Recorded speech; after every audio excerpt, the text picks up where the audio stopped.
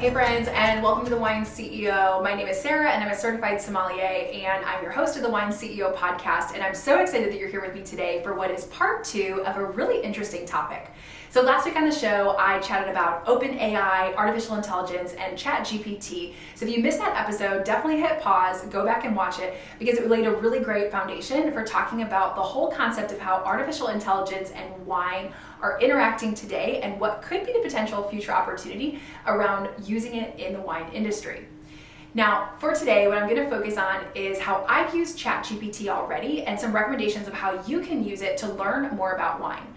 While some individuals are a little worried that robots are taking over the world, again, I'm not here to make a political statement on if you should or shouldn't use artificial intelligence in your daily life. I'm just here to share this fun tool, how I've used it, and how I personally think it's a really fun opportunity just to be able to interact with technology and learn about something that's coming our way, whether we like it or not. Artificial intelligence is here, and it's going to change the way we operate and live our lives. So one of the first things you can do in learning about wine with artificial intelligence right now is ask about specific bottles of wine. So here I asked the bot about the 2012 Napa Valley Cabernet Sauvignon from Beaulieu Vineyards. Now, I asked if this wine was good or not, and if you listened to last week's episode, then you probably remember that the robot can't give subjective opinions. So it doesn't necessarily tell me if it's good or not, but it does give me a ton of information about the wine. It talks about what the flavor notes should be, where it's from, why it should taste the way it tastes, a little bit of history about the vineyard, and also some fun facts about the wine. So it's a great way to learn about a particular wine if maybe you're out shopping and you want to decide if you want to purchase a particular bottle. Another great way you can use ChatGPT right now is to learn about a particular grape variety. So again, maybe you're out shopping or you're out to dinner and you come across a grape variety that you're not as familiar with. In this instance, I asked the robot about Assyrtiko. It gives me some great information quickly about the grape, what it typically tastes like, where it's typically from, so some really good fun facts about the grape variety.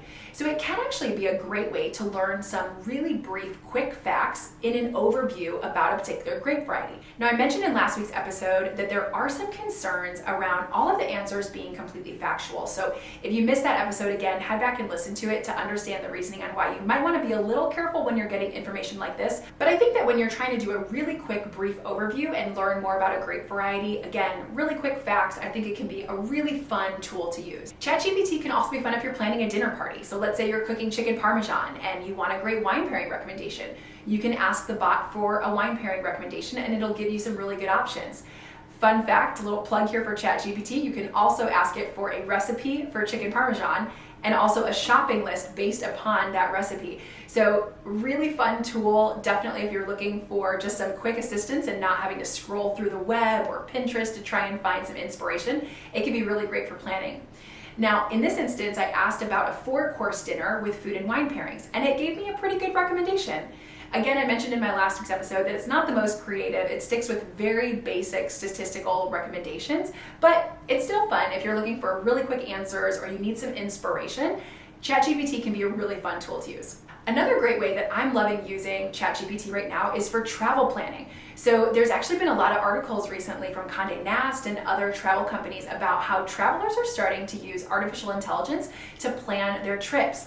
It's a really great resource because instead of having to scroll Google or Pinterest or other options for hours looking for travel info, you can type a question into ChatGPT and basically get an answer that's a consolidated response of all of those various areas. So pretty cool.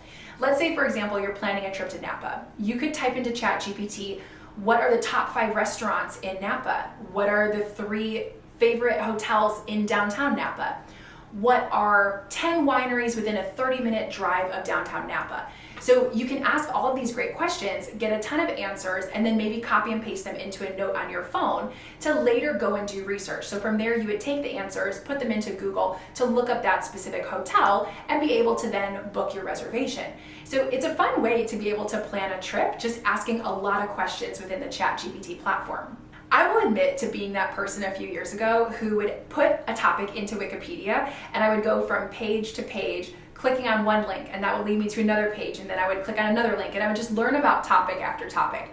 I know everyone has their issues with Wikipedia, but for a while it was kind of just a fun way to like go down rabbit holes and learn about different topics. So if you're like me and you ever found yourself doing the same, ChatGPT is kind of addicting. It gets to a point where you're literally like having this conversation with the robot and you just go from one question to the next question and it leads to another question and you go down this rabbit trail of all these various topics.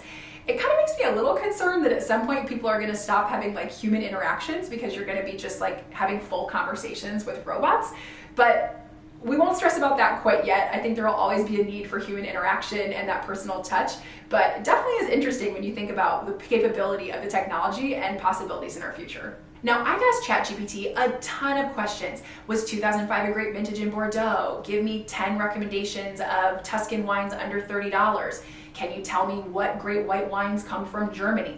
So I've asked it a ton of questions, and honestly, I would say that across the board, for the most part, it gives some pretty accurate answers. So it's a fun way to be able to learn a bit more, again, at a high level when it comes to wine knowledge. Now, as I mentioned in last week's episode, the answers are not always accurate, so be careful. Don't use it as a study resource quite yet if you're studying for like a formal certification or if you're looking to use it as a reference for buying some pretty expensive wine. But it is a fun tool right now just to be able to kind of learn more and have another fun resource. But you can, in essence, ask the AI bot anything related to a factual-based question. So it's not going to respond with any type of subjective opinions about wines, but it is going to be able to give you facts about particular wines and wine-related topics. I think that this could be a problem because there are some wines that might be considered highly rated or that some resources out there might consider a quote-unquote good wine.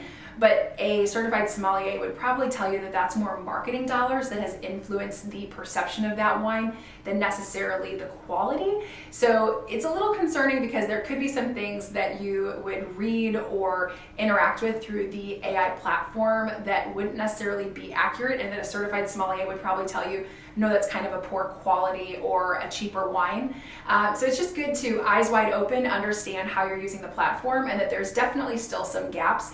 It's going to be the same thing as if you were searching for those same answers on Google or in a lot of other resources too, right? So it's not perfect because there's marketing and PR dollars that come into play all the time when it comes to wine because it's a business, but it's at least good to know that, again, it's a fun platform. It's a great way to learn a little bit of wine knowledge, and it's a cool new tool that's out there to use. So while you can't believe every single aspect of wine-related content on ChatGPT, I still think it's a fun tool. It's kind of something cool to be able to check out and use to learn a little bit more about wine-related topics. I'm enjoying all of the travel aspects and some various recipe recommendations. So I'm curious to know how you're using ChatGPT. Drop a comment below and let me know if you're freaked out by it or if it's something you've checked out. If you ever have any questions about this episode or any other wine-related topic, don't hesitate to send me an email, sarah@thewineceo.com, or drop me a DM on Instagram @thewineceo. If you loved today's episode, don't forget to like, share, and subscribe. Drink something new and delicious this week, and I will catch you all in the next video of the Wine CEO podcast.